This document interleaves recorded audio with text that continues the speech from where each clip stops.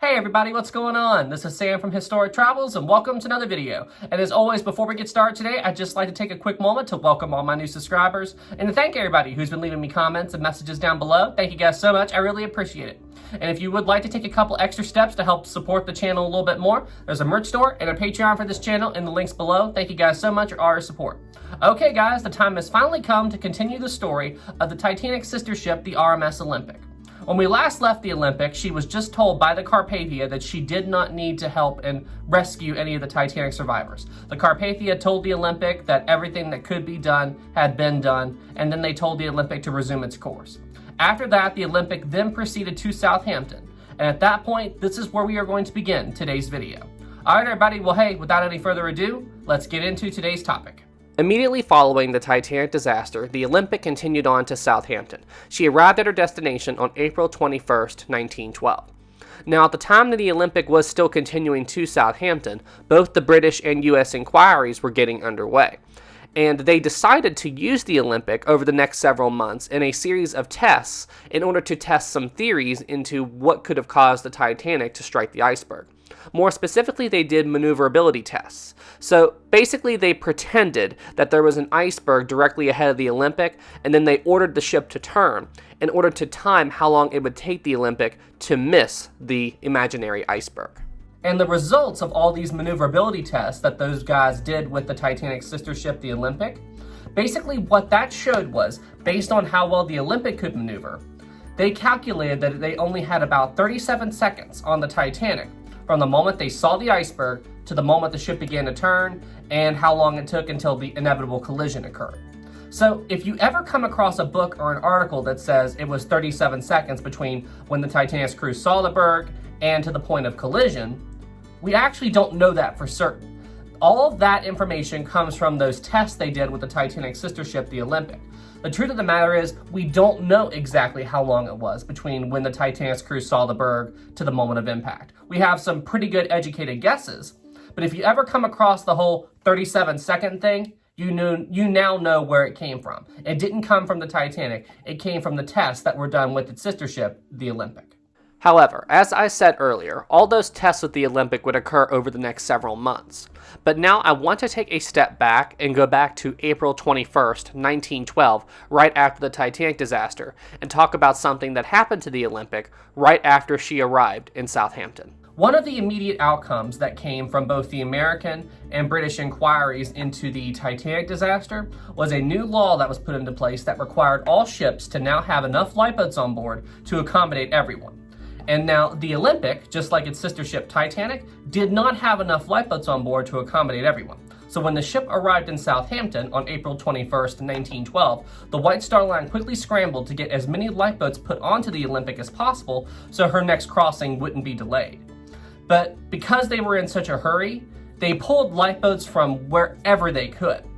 And as a result of this, some of the members of the Olympic's crew were not happy with the selection of lifeboats that were provided to them from the White Star Line. And this, as a result, would lead to an event that would later become known as the Mutiny of 1912.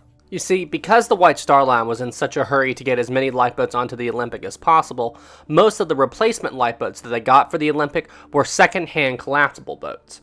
And several of these lifeboats were not in good condition. Many of them had severe rotting, and they really were not seaworthy at all. So this led to 284 of the ship's firemen, who were all unionized, to go on strike until new lifeboats for the Olympic could be acquired. So as you can imagine, the White Star Line's response to this strike went about as well as you can come to expect of this company. Instead of going out and trying to calm the strikers or settle the strike, the White Star Line instead just went out and hired 100 new crewmen to replace some of the ones they had lost in this strike. And as you can imagine, this only made the people who were striking even more mad. Now, eventually, the White Star Line would authorize a series of tests and sea trials to be commenced with these replacement lifeboats.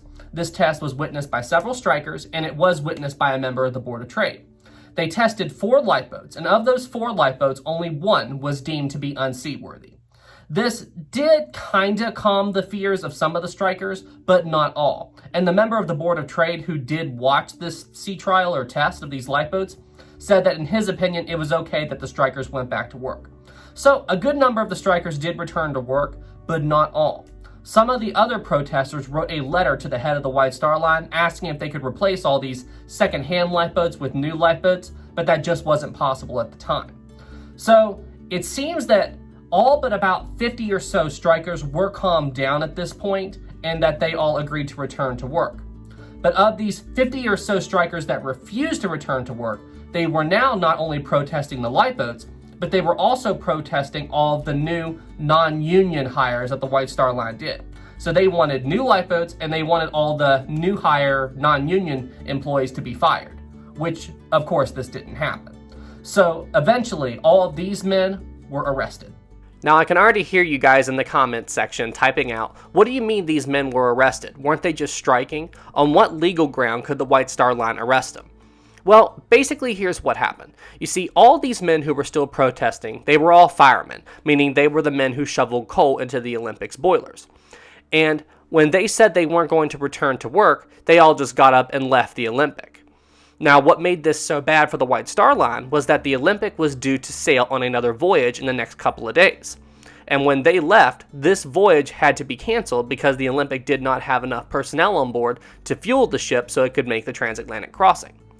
And this, on legal ground, was enough for the White Star Line to officially charge these men with mutiny, thus allowing them to be legally arrested. Now, after these men were arrested, the police decided to let them go soon after, even though what all these men did does technically count as mutiny. Due to the special circumstances surrounding it, the police decided to just let them go without being imprisoned or without being fined for this whole mess. Now, after they were released, the White Star Line did not want to rehire these guys. They didn't want them back at the company at all. But the White Star Line was afraid that if they didn't rehire these guys, this could turn public opinion against the company. They were afraid that if they didn't rehire them, that this would sway the public to not want to sail on their ships as much. So the White Star Line officially offered these guys their job back, and the Olympic got ready to resume normal operations. Now, as far as I can tell, nothing else ever came from the strike. Following this arrest, this seems like it was the end of everything. And then once all these men got back on board, the Olympic resumed operations on May 15th, 1912. For the next several months, everything continued smoothly on board the Olympic. The ship did several voyages across the Atlantic, and there were no major issues to speak of. But there were a few issues with the ship that the White Star Line wanted to get resolved post the Titanic disaster. Number one, even though the Olympic did have enough lifeboats for everybody on board, the ship was not equipped with a good system in order to properly launch all of these lifeboats.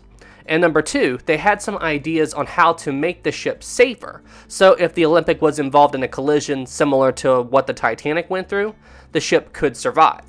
So in October of 1912, the White Star Line decided to bring the Olympic into dry dock so they could retrofit the vessel. You see, during this time period, the White Star Line was still working on the third ship of the Olympic-class fleet that would later become known as the HMHS Britannic. And when Harland and Wolff was designing this ship, they made several changes in the Britannic's design post the Titanic disaster in order to make the Britannic a safer ship. Now, it was a little bit easier to implement these changes on Britannic because this ship was still under construction at the time and pretty early into its construction when the Titanic disaster occurred. So, because the White Star Line liked these changes to Britannic so much, they decided to bring the Olympic in and in some ways replicate some of the changes that were being made to the Britannic and take those same design changes and put them on the Olympic, thus making the Olympic a much safer ship. The changes made to the Olympic following the October 1912 retrofit are of the following. Number one, the official Lipo capacity on the Olympic was increased from 20 up to 68. Now, remember earlier in this video I stated that the Olympic did have enough lifeboats for everybody on board immediately after the Titanic disaster? But also remember that when they did this, it was basically a rush job. The lifeboats were stashed wherever on the boat deck. The Olympic did not have enough davits in order to properly launch these lifeboats, so the crew would have a heck of a time getting these boats into position so they could be launched in an emergency.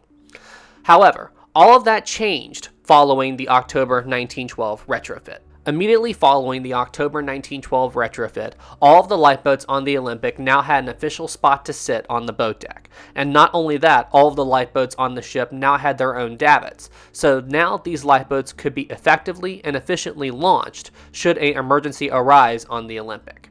This retrofit basically solved all of the lifeboat problems that the Olympic had before the ship arrived in dry dock. The White Star Line also made a good number of changes to the Olympic's hull and its watertight bulkhead system during this retrofit. The changes to the hull were they basically added a second layer to the hull around the boiler rooms and engine room of the Olympic. So basically they created a double hull around that area.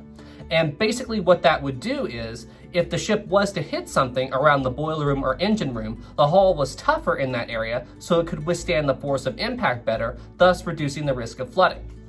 And another change they made was to the watertight bulkhead system. You see, before the retrofit, the Olympic had 16 watertight compartments, just like the Titanic did. But they added one additional watertight bulkhead, so they increased it from 16 to 17. And they also extended the height of the watertight bulkhead in 5 areas. They increased the height in 5 areas from E deck up to B deck. So if the water was to get into that zone, it wouldn't be able to spill over the tops of the bulkheads, just like what we saw with the Titanic disaster. So by implementing these changes, they basically had it set up so the Olympic could survive the first 6 compartments breached, which is the exact same amount of damage the Titanic had when it struck the iceberg. The Olympic could now survive that kind of damage, no problem. Fun fact, this is a very similar design that the White Star Line would later use in the Olympic sister ship, the Titanic. They also made a good number of changes to the Olympic that would prove to be popular with the ship's passengers. They added a few more first-class suites that they found were very popular on the Titanic. They also added more cabins that had their own private bathroom facilities. Yes, believe it or not, having your own private bathroom on a ship back then was a novelty in those days. And then probably the biggest change that they did was they took a restaurant that was on the Titanic called Café Parisien and added it to the Olympic. So now all the first-class passengers on the Olympic would have 2 choices of where they would like to eat. They could eat either in the first-class dining room, or they could eat in the brand new Café Parisien. The retrofit on the Olympic officially ended in March of 1913, and at that time the vessel would officially re-enter service. And for the next year or so, life went pretty smoothly on board the Olympic. The passengers enjoyed the brand new amenities, the ship operated just like the White Star Line wanted it to, and yeah, life was pretty smooth on board the Olympic and uneventful. Although there was one minor incident in early 1914 when the vessel encountered a very rough storm, and the rough seas and strong waves would end up breaking several of the Olympic's windows, and this storm would also injure some of the passengers on board the ship. But besides that one minor incident, everything was smooth on board the Olympic. That is, until July 28, 1914, when a little event called World War I would start. And this would change the fate of the Olympic for the foreseeable future. All right, everybody, well, hey, I think I'm gonna wrap up the video here. This seems like a good spot to pause the Olympic timeline series for now, so make sure you tune in next time as we talk about what happened to the Olympic during World War I. I cannot wait to make that video, and I hope you guys will enjoy it. All right, everybody. Well, hey, thank you all so much for watching. I hope you enjoyed this video. Be sure to leave it a like. If you're new here, be sure to subscribe. And yeah, guys, keep doing what you're doing. You guys are awesome. All right, everybody. Well, hey, thank you all so much for watching. I hope you enjoyed the video, and I'll see you guys in the next one. Have a good night, everybody, and thank you so much for being here. Special thanks to Patreon Captain level supporter Callum Whaley. Thank you so much for all the support, man.